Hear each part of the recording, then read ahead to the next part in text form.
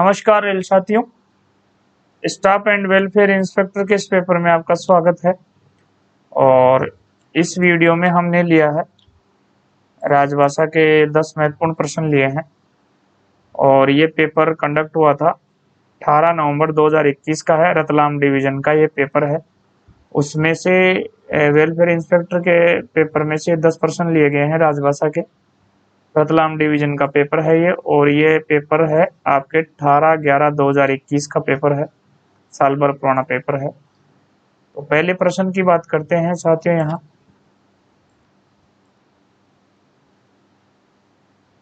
पहला राजभाषा का है 101। संविधान सभा ने हिंदी को राजभाषा के रूप में कब से स्वीकार किया? तो यहाँ पे जो आपका आंसर आएगा वो आएगा 14 सितंबर 1949। और ये जो संविधान का जो भाग 17 था, ये उसी दिन ये संसद में शाम को पारित हो गया था। तो यही डेट आपके 14 सितंबर 1949 सी आंसर आपका राइट होगा। संविधान का भाग 17 संसद में किस तारीख को पारित हुआ? तो ये 14 सितंबर 1949 सी आंसर। प्रश्न नंबर 103 है, संविधान के किस अनुच्छेद में राजभाषा आयोग गठन संबंधी प्रावधान है? तो ये राजभाषा आयोग के गठन संबंधी 344(1) में है। और ये जो 345 है आपका, ये राज्य की राजभाषा या राजभाषाओं से संबंधित है। और जो 346(1) है, ये राज्यों या किसी राज्य और संघ के बीच पत्राधिकारी की भाषा से है। और 347 है जो किसी राज्य की जनसंख्या के किसी भाग द्वारा बोली जाने वाली भाषा को राष्ट्रपति द्वारा मान्यता प्राप्त करने से है। तो यहाँ पे जो आपका आंसर होगा वो 103 में ए आंसर होगा।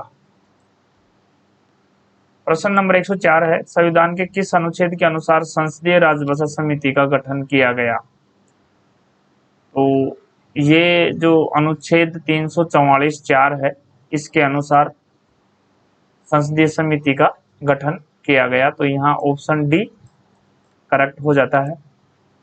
प्रश्न नंबर 105 है, संविधान के अनुसार संसदीय राजभाषा समिति में कितने सदस्य होते हैं? तो ये संसदीय समिति में 30 सदस्य होते हैं। 10 ये राज्यसभा से लिए जाते हैं और 20 सदस्य आपके लोकसभा से लिए जाते हैं। तो ये दोनों को मिला के 30 हो जाते हैं। तो यहाँ 30 सदस्य आपके करेक्ट आंसर है। ऑप्शन बी आपका करेक्ट आंसर है। संविधान के अनुसार संसदीय राजभाषा समिति में लोकसभा के कितने सदस्य होते हैं? तो लोकसभा के अभी हमने देखा 20 और राज्यसभा के 10। तो यहाँ लोकसभा से पूछा है तो लोकसभा के 20 हो जाएंगे। और ये जो 107 प्रश्न है, संविधान के अनुसार संसदीय राजभाषा समिति में राज्यसभा के कितने सदस्य होते हैं? ये राज्यसभा के 10 सदस्य होते हैं। तो यहाँ ऑप्शन बी आपका करेक्ट है। प्रश्न नंबर 108 है, संविधान के किस अनुच्छेद में हिंदी भाषा के विकास के लिए निर्देश दिए गए हैं? तो हिंदी भाषा के विकास के लिए, हिंदी का प्रसार के लिए, हिंदी के विकास के लिए, हिंदी को बढ़ावा देने के लिए अनुच्छेद 351 में निर्देश दिए गए हैं। तो यहाँ पे 108 में आपका सी आंसर हो जाएगा।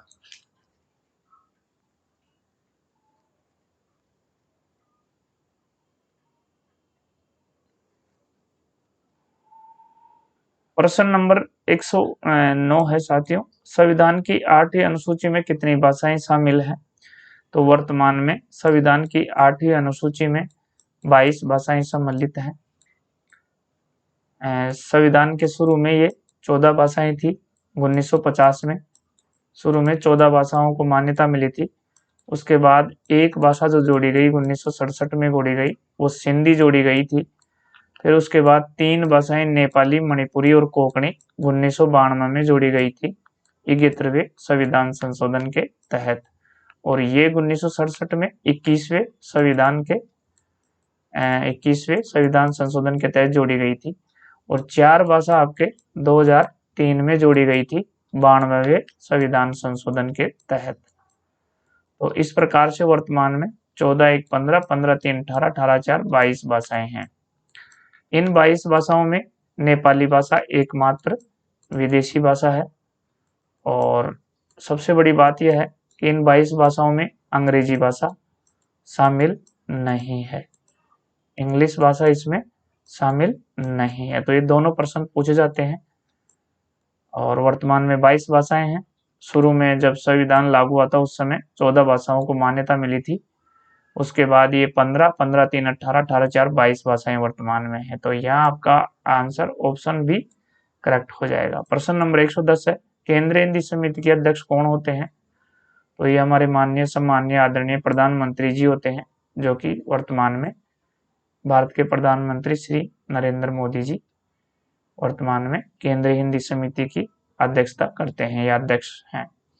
तो यहाँ ऑप्शन ए आपका करेक्ट आंसर हो जाएगा। तो चलिए साथियों, ये थे राजभाषा के 10 प्रश्न जो कि आपके वेलफेयर इंस्पेक्टर के पेपर में से लिए गए थे। रतलाम डिवीजन का पेपर था ये। तो ये 10 प्रश्न थे महत्वपूर्ण। चलिए हम फिर मिलेंगे अगले वीडियो में एक नए पेपर के साथ। तब तक आज्ञा दीजिए। नमस्कार। Thank you very much.